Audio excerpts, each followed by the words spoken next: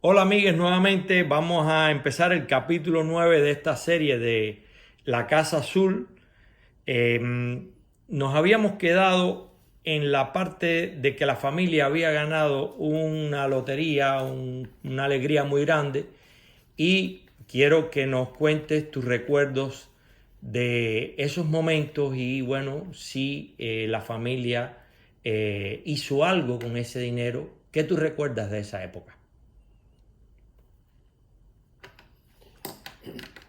Bueno, en la ocasión anterior te relaté eh, la historia de cómo la vieja se enteró de que habían cogido el premio gordo y después que comprobaron con Gerardo, que era el mayor de la familia, y los demás que estaban ahí en la casa, pues comprobaron la fidelidad de que realmente habían cogido el premio gordo. Entonces eso generó, después de comprobar eso, lógicamente una suma fuerte, una suma de 100.000 pesos cubanos cuando aquello 100.000 pesos cubanos, que decir que el peso cubano en aquella época, un peso cubano era $1, el equivalente a $1. Llegó un momento de estar a 1.3 el peso cubano contra el dólar, Por encima del dólar. por encima del dólar. Entonces, Estamos hablando en 1950, es más o menos, más o estamos hablando menos de esa fecha. 1950. O sea, tú eras un niño, tú eras Sí, un muchacho, un cuando eso, muchacho. 10, 8, 10 años tendrías tú. Sí, yo nací en el 42. Por eso, tendrías 8, 10 años, 50, 52. Sí, entonces eh, la familia contaba de que el tío Gerardo, mi abuela María y otros ya mayores, como Gerardo y Melo, pues se reunieron y llegaron a la conclusión que no había mejor inversión en esos momentos, que además de la Virgen que paseaban por todos los campos aquellos, pues buscar la forma de conseguir un equipo mecánico, es decir, una turbina que el tío Melu había visto en las revistas que circulaban. Primariamente circularon esas revistas americanas con la publicidad de esas nuevas turbinas que entraron al país. Era una promoción de la Wisconsin, una turbina de gasolina de 4 pulgadas con tubería de aluminio y los demás componentes que eran de el suministro eso se llama surtidores, los surtidores para traer el agua desde el río hasta la finca ahí, donde se estaba normalmente haciendo miles de intentos de las procesiones, etcétera, etcétera. Y lógicamente eso unas veces dio resultado y otras no dio resultado, y por ende la cosecha de tabaco, que era la vía fundamental de la producción y del sustento de toda esa familia, pues Estaban expuestas a las inclemencias del tiempo. Si había sequía, si había mucha lluvia. si había sequía, aunque la cosecha se haya atendido con esmero, se perdía y se perdían miles y miles y miles de pesos. Entonces, pues acordaron de que Melu, que era el que más condiciones tenía desde el punto de vista de educación y de ya Melu estaba en Guayo, tenía su comercio y demás, y pues decidieron que Melu se fuera para La Habana con vista a buscar esas famosas turbinas que entraron al país. Entonces se llevó las pancartas que él obtuvo acá en Santi Espíritu, en La Aurora. Ya desde esa fecha una promoción de ese tipo era un riesgo, ¿no? Pero sencillamente la decisión fue que él se fuera para La Habana, y él se fue para La Habana con el encargo de la madre de María, de Gerardo, que era quien representaba al abuelo José Francisco, que había fallecido. Entonces se fue Melu para La Habana y estuvo par de semanas en La Habana haciendo las gestiones, y efectivamente se conectó con la firma Wisconsin americana, donde le enseñaron las turbinas que habían llegado al país. Estaban en La Habana, turbinas de 4 pulgadas, motor de gasolina Wisconsin, tubería de aluminio a pedido, la que quisiera comprar, y los springs de regadío para el riego por spring. Entonces, bueno, pues él llegó a La Habana, hizo las gestiones, y las gestiones fueron provechosas. Así fue como pudo lograr el contrato, la compra, no es contrato, cuando aquello sencillamente era la compra al cash,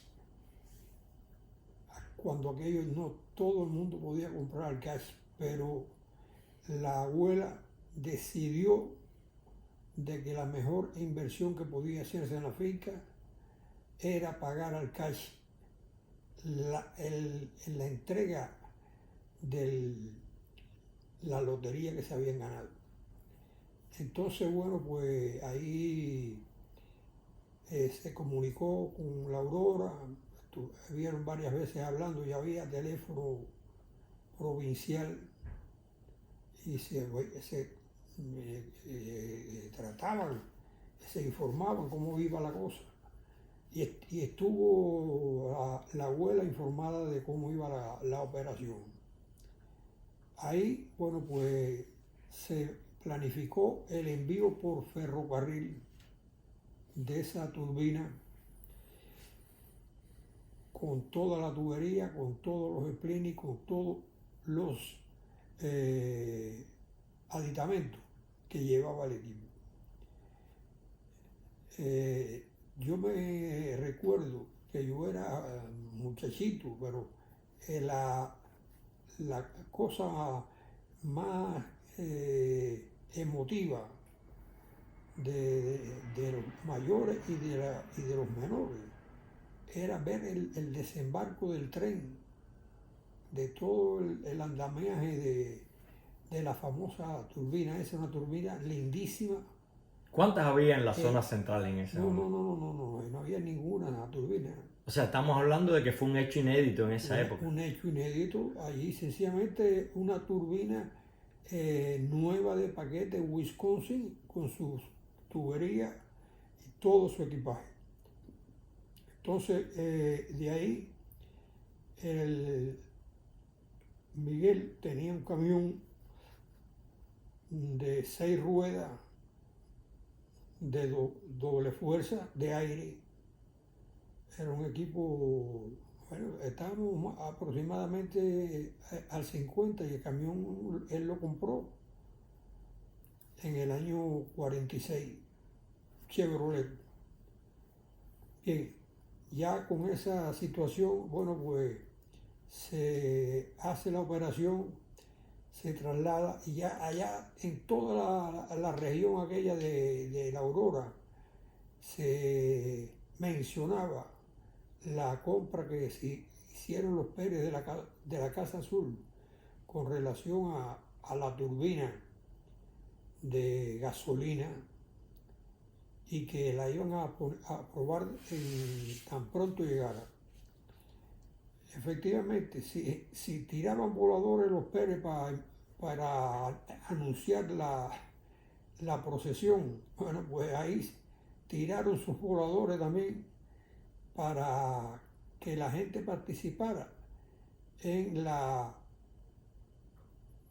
presencia allí de ese hecho tan significativo. El recibimiento de la turbina especial que no se conocía nada más que por películas. Supongo yo que algunas películas habían visto. Es película, pero de aquí nada más, o de Europa. Entonces, bueno, pues aquello nosotros, la figura de todo. ¿Qué tú recuerdas específicamente? A ver, ahora voy a tirar de tu memoria, no de lo que cuentan los mayores. ¿Tú recuerdas ese día, el día que llegaron las turbinas? Sí, yo recuerdo el día que llegó la turbina, la carga el cargamento del camión para allá, para la Casa Azul, y la preparación de la puesta en marcha de la turbina, porque dicho sea de paso, la turbina llegó como dedo en dedal. Había una seca tremenda en esos momentos.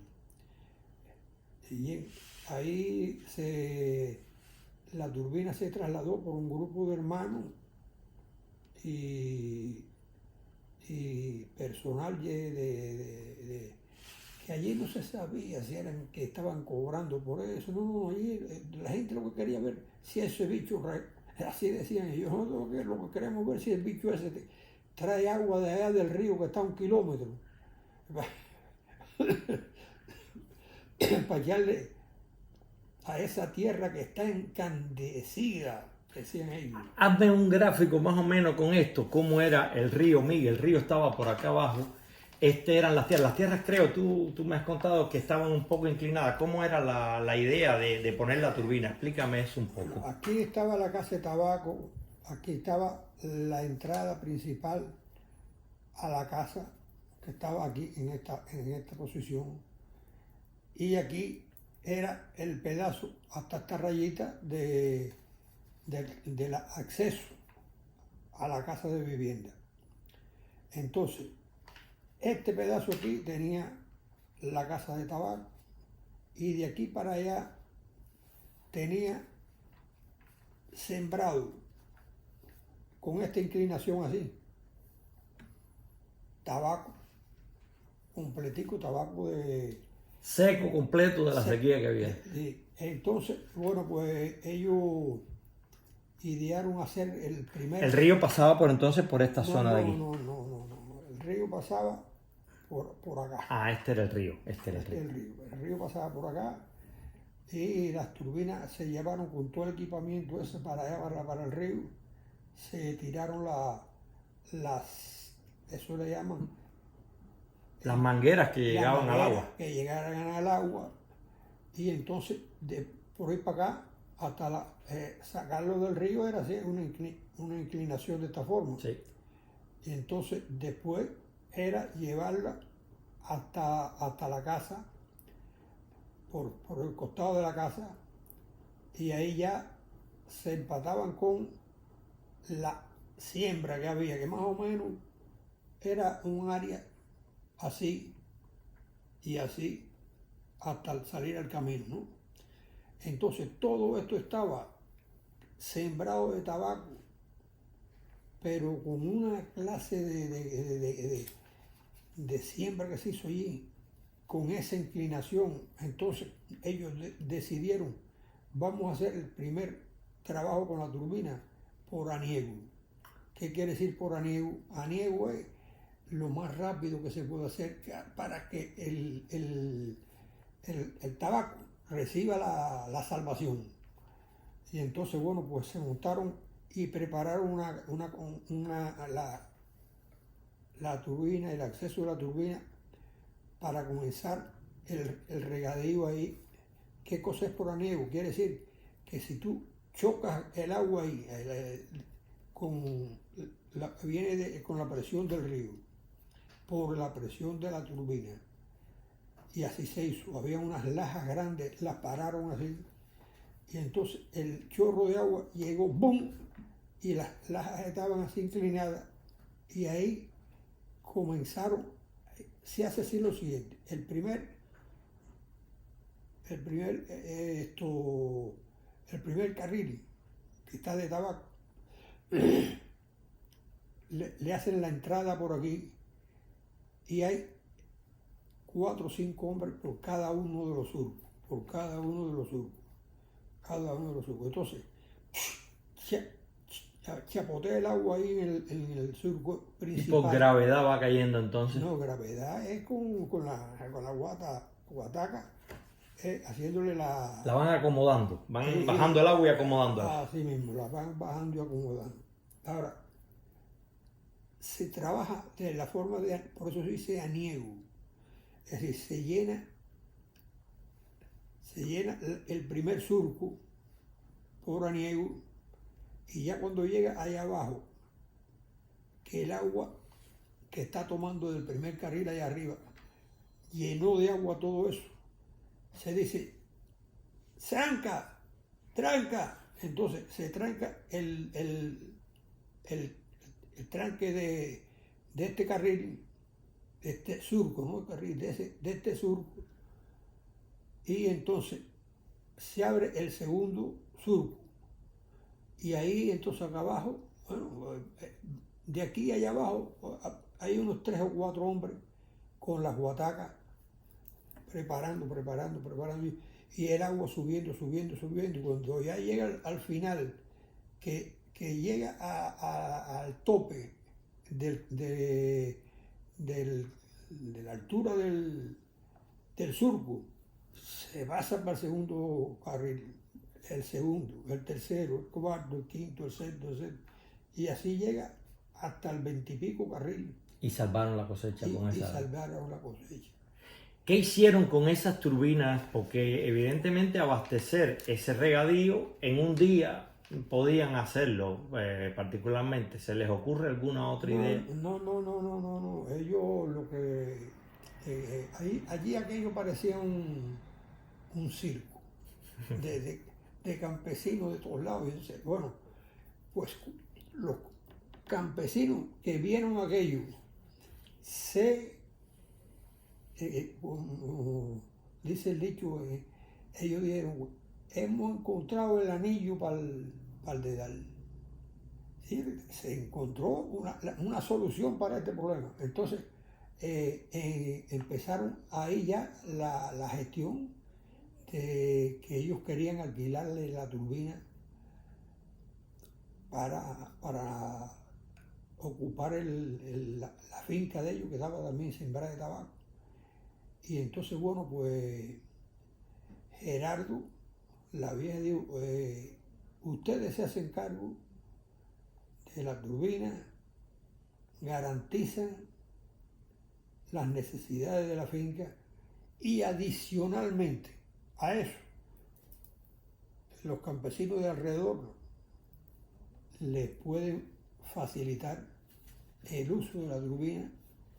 Ya eso se llamaba alquiler. Es un acto generoso porque desde el punto de vista competitivo hubiera sido una ventaja para la familia de tu abuela no prestar la turbina a los demás, porque se les iban a secar la cosecha de tabaco. Claro, un acto generoso más que económico, diría yo. Y entonces ellos establecieron eso. Yo me acuerdo que yo y algún primo chiquito nos íbamos con mi papá en el camión para hacer, entonces, ¿qué forma se hacía? No era para cargar de día, era a trabajar por la noche.